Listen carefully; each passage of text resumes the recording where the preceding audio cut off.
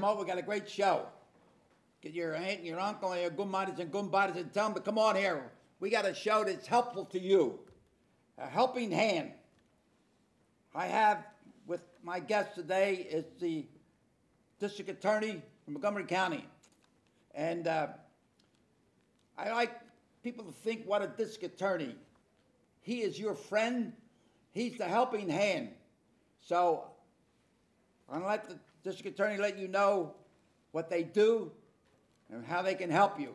So, without further ado, I don't want to do too much talking. I'm Italian. I talk with my hands, okay? So, in this corner, District Attorney Kevin Steele, right here.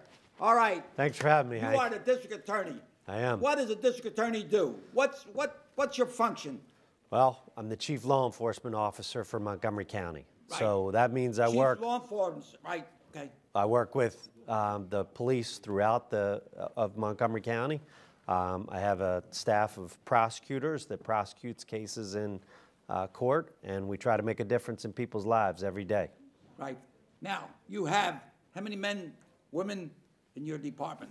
We have almost 150 people working between prosecutors, detectives, and our administrative staff. And you have different departments that do everything, right? We do. You have the drug unit.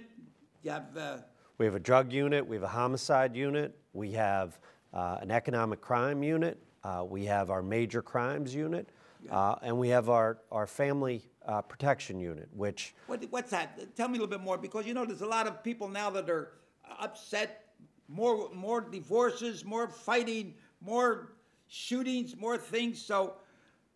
Your office now, how many cases do you handle in a year, approximate? Between 9,000 and 10,000 cases a year come through our office. But our family protection unit, covers cases that involve child abuse. They cover cases involving domestic violence. It covers cases involving sex crimes, as well as elder abuse. So it runs the gamut from children to... I don't think I'm hooked up here. My head... So, all right, now, you just made a couple good pinches here within the last couple of weeks. One, there's a guy outside selling guns outside. How important is it to stop something like that? It's incredibly important. That's a case where the folks at the gun show notified police officers that there was somebody in the parking lot that was trying to sell guns. Somebody gave us a tip, and undercover officers, endangered their own lives by coming in and doing what needed to be done. The man sold an undercover detective 2 guns, and then when they tried to take him into custody, the police had a very difficult situation to face. Take him a hard time? He did. The man had a gun, and they were able to. In a news release, or anything like that, it just looked like a routine thing, No, it was a very dangerous situation. But our police and our violent crime unit was there with the Attorney General's office, with ATF agents, to try to make sure that guns aren't getting into the wrong hands. Right. And that's an important aspect of this, because that gun could have been into the hands of a criminal and could have done one of the many crimes that we see in Montgomery County. Let's look back. Let's look at, we've had murders in churches, in bar rooms. We have. Where? In playgrounds, in schools. We have, and we have homes. We have to make sure that guns don't get in the hands of the wrong people. So there's no place that's sacred. No sacred place to say, well, I'll go here, no guns will be here. So it's our job to see, eyes, ears, find out what's going on. We can't do this alone. It's got to be a combination with the community. I was talking about the mailman. Well, we'll talk about that there. Something to think about, right? Yes. All right. Now, the big thing today, I think, is drugs. Tell me something, how you operate. No, I know they'll tell you. You really want I don't know if you want them to call them enemies. I call them stonadis. That means they're only hitting a couple cylinders. But you have to have techniques. You have to have people that are interested in helping the community. They're helping the community by helping you make arrests, make the investigation. We do. We need tips from the community. We need people to call when they see something that isn't right. We need information, and then we can take that information and try to make a difference in the community and try to make a difference in people's lives. Yeah. And then, now, one other thing now, I'm a former county detective, and I think things changed a little bit, maybe, not much, but when the police make an investigation, then they ask the district attorney to come in, assist, make sure that the warrant, search warrant everything is right, so you don't get it thrown out, you know, what they call it, the fruit of the poison tree or something, is that they call it? Or suppressed. Yeah, something like that. Yeah. So how do you help the police department? How do you help? And some police departments, I remember years ago, we had some chiefs of police that said, I don't need a district attorney, you know, come on, you know. No, we work hand in hand with all our police departments and work very closely. And you know, on homicide investigations or sex crimes investigations, they need to go through us for a search warrant or to file a criminal complaint.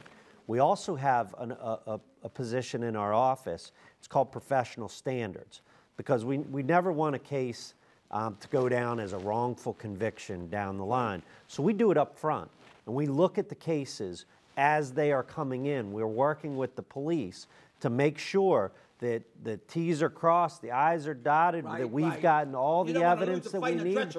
No, we have to work through and make sure that we get all the evidence to make sure that we should go forward in a prosecution. And that's something that's very important, and they actually had us down recently in Washington, D.C. to talk about this, because other places aren't doing this type of work on the front end. You know, we're doing it on the front end to make sure the cases have all the evidence that they need to go forward and proceed. In other words, you are a helping hand. The police have the function to make the apprehension, right? And make sure the apprehension is right. Make sure you have the search warrant is right. Make sure you didn't violate somebody's rights and everything, making the arrest. And then you present it to the district attorney, and then they move on with the case. And because then the bad guy, he has, for some reason or other, they have some of the best lawyers, you know, to defend them. So the district attorney has to be on the ball. Well, and it's too that we have a different role in the system, because we represent everybody. We're not a lawyer that has a client. You know, we represent the victims in cases. Yes, right. We represent the police. We represent the community, but we represent the defendants too. We have to look at each case and make sure it's right. Correct. And that's what we do every day. If you look at, you know, in reality, the things that we make a difference on, we do more to exonerate, you know, the innocent than anybody else in the system, because we're looking at the cases to make sure that the evidence is there before we proceed, before we go down that track. And if it's not there, that case gets dismissed. Right. Okay, that's a good point. That's a good point. You know, there's one of the hot issues now is some of these politicians are getting in trouble for touching and this and that with the women. Okay. I remember when I was a police officer, 2 o'clock in the morning, lady would come in and want to have my husband arrested. Her lip is bleeding. I want to have him arrested. He hit me. Okay, we go and arrest him. Get him, lock him up. In the morning, get the hearing. She comes. Oh, I don't want to press charges. You know, what's the scoop on that now? You know, and the guy spends a night in jail. So, Hank, I think what you're talking about is a serious issue in our communities, which is domestic violence. Wait a minute, let me say. In other words, at that point, can you get someone to help her that she don't have to arrest and back up? All right, giddy up, whoa, come back. Giddy up, come back. We do, and I think she needs help. That's something that has developed maybe since the time when you were doing the job, that we have people that advocate, victim advocates that work. Tell me more about that. Sure. You know, when somebody goes through, you know, that type of situation, domestic violence is a big problem in our communities, and you need somebody the police officer to respond to the scene, to work with somebody. But you also have victim advocates that are there to help people through the process so that they know someone's there.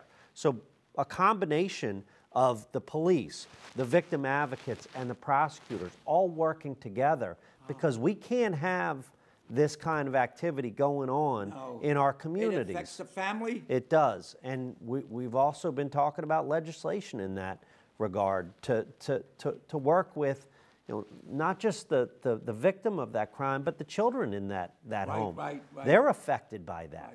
And that's a major issue too on things, because you don't want that cycle to be repeated. So this is a focus, and we are very blessed in our community to have great victim advocates. We have victim services with our office. We have Laurel House. We have victim services. Units within the last 20 years. Correct. Right. Correct. These folks are trained in this. Right. They work with people.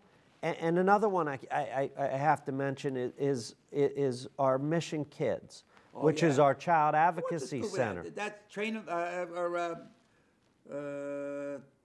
teach them something, how to present your case, or something? What's the story? No, that's to make sure. When you were a police officer, Hank, you get a call on a child that had been a victim of something, and so you show up in your uniform and you're talking to this child.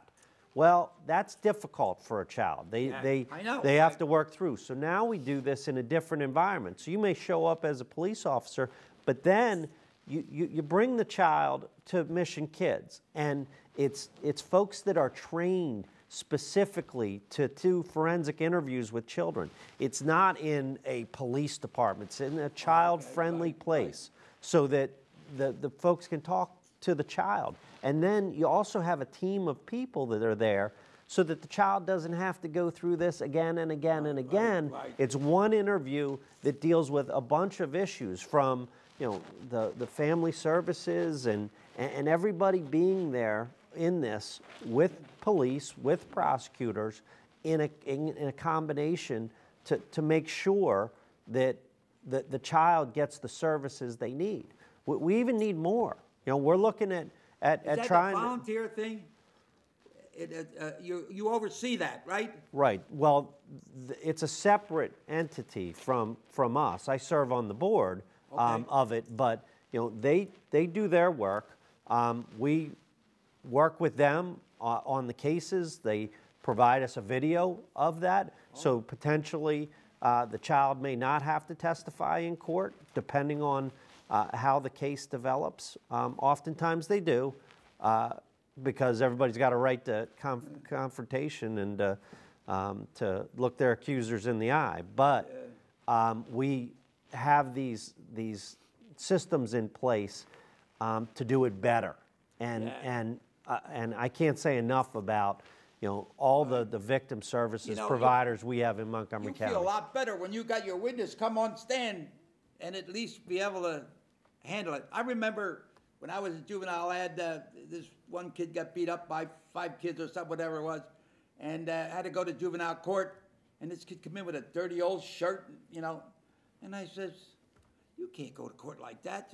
So he didn't have any money. So I went and bought him a shirt. There used to be an Arrow store down on Main Street. Got a shirt. That's not the end of the story. 20 years later, I'm with my wife. We get Christmas trees, and we only had $20. The guy wanted $25 for the tree. So finally he says, "You can have that tree for nothing." He says, "You know who I am? I'm the guy you bought the shirt for." So I always tell the policeman, do good. You never know. You drop seeds. Where I live, I helped the man that had a problem there, and he could have got $1,600 for the house. I got it for $1,100 because I helped him. Well, our law enforcement community does a lot for people every day. In a good position, and it don't have to be a bribe. Just be good. Do your job. That's it. Yep. And then when the district attorney and the police work together, crime will come down. Well, it's important, and we've seen that in our neighborhoods that we've focused on, and we've done a lot to change Pottstown and to get Pottstown going in the right direction by working with the police looking at some of the people that were causing a lot of the problems in the community. Yeah. We then put a team of prosecutors to work with the police, to work with the community, to be engaged as community prosecutors with them. And now you see businesses coming into the Pottstown area. And we need that in Norristown. And that's doing it. And that's what we need to do next. Right. And this is what we're working towards. Right. You have a police department that is dedicated to it. You have people in the community that want to make this work. And we're doing the best we can with our resources to try to make this happen and do the good work that needs to be done here in Norristown. I was a good friend of Mayor Rizzo, and because I'm a Cisco kid, and he's a Cisco kid, and I carried a pearl-handled gun, and he did it, so he'd give me a call one day. And so I was one of his pallbearers, we got friends to the very end. And he said, Cisco, you run for mayor in Norristown. It says, if a mayor, the best thing you can do is keep the town clean and safe. And you'd be surprised how that town can move. And that's what we need. Public safety is very important here. We got to be. I think the policemen should be in schools sometimes. Well, you met the police officer here. You have one here. They should stop in the nursing homes and just so these people feel safe. They just sit there. It'd be nice for a policeman to come in there. Hello, that's all. Just give them a little strength. Yep. I'm 94. I want a policeman to come in there when I'm there. Okay. You're happy to see a police Tell me officer, something right? about your family. I met you over at the fundraiser where the two children were killed in the fire. Yeah. And tell me, you got the little guy. I'm very blessed. I think you better teach him how to box. Boom. I'm boom, very blessed. right? I have a So terrific tell me family. about your wife, everybody. I have, I'm married. I have 3 children. I'm Boys, very girls, blessed. what? 2 girls and a boy. What's the And, boy's name? Samuel Grayson. Who? Samuel Grayson. Rock. You call him Rock on the side. Gray Steele. And the girls? I have 2 daughters, Caroline Addison and Marion Ainsley Steele. And your wife's name? Tracy. Grace? Tracy. Oh, Tracy. Yes. Oh. My hearing aids sometimes don't pick you up. That's okay. I got all these things here. That's okay. I'm very blessed. And how long you been married? My wife would probably say longer than I, but we were married in 2000. So, good. so Well, we got 17 and years. you're happily married? I am. And you have a job that's a lot of stress. How do you handle it? I'm surrounded by great people. At home. That's your point. At home. Surround yourself with good people. At home, my family, and at work. Right. Don't get them fly-by-nights, No, these are the people that are in the district attorney's office and work there. I can't say enough about. They make right. make great sacrifices because the pay is not good, and they struggle with it, but they're doing it because they're making a difference in people's lives. They call at different hours, and they get to the scene, autopsies and stuff like that. They do. Oh my God. You have to see the worst of the worst, and you got to be there to help people through some of the most difficult times that they face. I was in the office over the weekend on President's Day. We didn't have work. You walked up and down the halls of the district attorney's office, and there were a whole lot of prosecutors in there working because they're not getting paid for it, but they're trying to make a difference in people's lives, and that's the dedication and the sacrifice and the service that I'm surrounded by every day. All right, now, you just made another big pinch where a couple of adults, 2 or 3, start making phone calls to a 13-year-old girl. How do you break a case like that? What's the scoop? Well, I mean, they made a date, there's a guy, oh yeah, I want to meet you here. That's a tough investigation. It is tough, but the bad guys and anybody that would solicit, trying to get involved with a 14-year-old child needs to know that we have people that every day are looking for those kind of predators. Yeah. And these police officers worked in an undercover capacity, and figured it out and engaged in conversations with these people that would prey on on children, Yeah. and we're able to make arrests. And by doing that, and you talk about the guns and what we did with that, you talk about these kind of cases, that's preventing crime. That's Yes, stopping right, crime right. before it happens. And that's really important, because I think, some people look at this as, oh, we react to something that happened, or you get that call. No, we're out there trying to make sure that guns aren't getting into the wrong people's hands, that people that would prey on children would not have that opportunity. Because instead of showing up and finding what they thought was a young girl, they found a police officer, and they got arrested. Right. We're in Northtown High School right now. We are. The studio. And 14, usually junior high school is about that age. What is the best thing if the girl, how does this come about? The girl gets a phone call or a computer? What's the story? We're in an age of... How girls can protect themselves. Boys too. Yeah. So what's the story? What's the procedure, the best procedure? The police have to keep their ears open too when they make a phone call. They do, we don't want to see what happened over there. The FBI. I had all the respect in the FBI. They goofed up. It's a shame. It's a shame when the top law enforcement. But everybody makes mistakes sometimes, whatever. But with a procedure for a girl that gets this kind of phone call or IMAN, when you get this goofy thing, it's the best. They can call the district attorney's office, or they can call the police. What's the best friend to do? Give me a little bit of advice. Well, for children, they have to be wary of technology and the internet and some of these things that are out there, because there's people that are trying to prey on children. So what you do, if something or somebody contacts you that you feel uncomfortable about, tell a parent, tell a police officer, tell the prosecutors. Because we need to try to make sure that they stay safe. Rabbi. Absolutely. Tell somebody about it. Because that's not something that is okay, and that's not a natural development. That's things that we got to get involved with and make sure that those predators don't get to children. Not to go into too much detail, how did you develop this case? What techniques that these guys use to lure this girl to a certain place to meet? What? Well, Hank, you know from being a police officer that I'm not going to give up all our investigative techniques.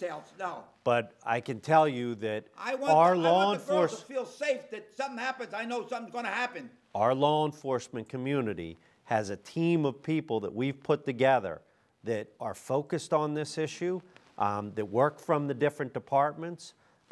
There is a task force, Internet Crimes Against Children, that work together every day to make sure that the children in our community are safe.